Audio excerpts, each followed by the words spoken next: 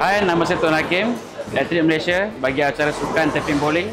Hai, Assalamualaikum. Saya Natasha Roslan dalam acara sukan tapping bowling. Hai, saya Rafi Ismail, atlet Malaysia tapping bowling negara.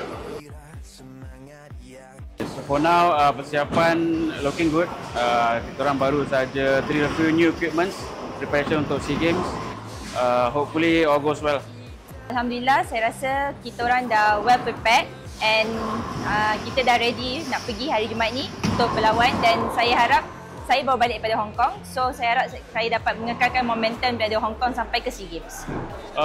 Persediaan kali ni nampaknya teratur selepas kami tanding di Hong Kong World Championship pada minggu lepas. Balik terus kami ada training untuk persiapan games seterusnya. Okeylah, so untuk tahun ni banyak juga kira pengorbanannya dah. Ada got a few injuries yang quite severe, nak recover tu agak susah. Tapi alhamdulillah recovery proses tu jalan dengan lancar.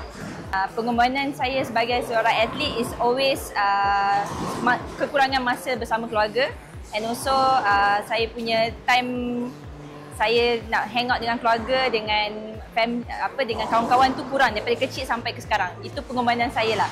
Pengorbanan saya ialah saya banyak meluangkan masa saya di bowling daripada bersama-sama family saya. Saya start bowling dengan golf dulu. Saya sekarang ni baru nak jinak dengan main paddle. Saya mungkin main netball sebab saya masa sekolah saya main netball dan juga bola baling. Saya sukakan golf.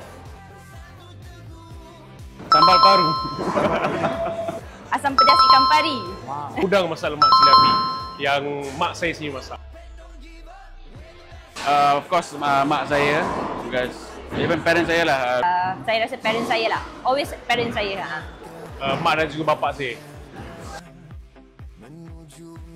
Thank you to Malaysia, to my coaches, my family and friends back home. Thank you so much for the support. It means a lot to me. Terima kasih Adabi dan seluruh rakyat Malaysia atas sokongan SEA Games kali ini. Terima kasih Adabi dan seluruh rakyat Malaysia atas sokongan anda untuk SEA Games 2025. #Adabi Semarak Semangat Malaysia. #Adabi Semarak Semangat Malaysia. Adabi Semarak Semangat Malaysia.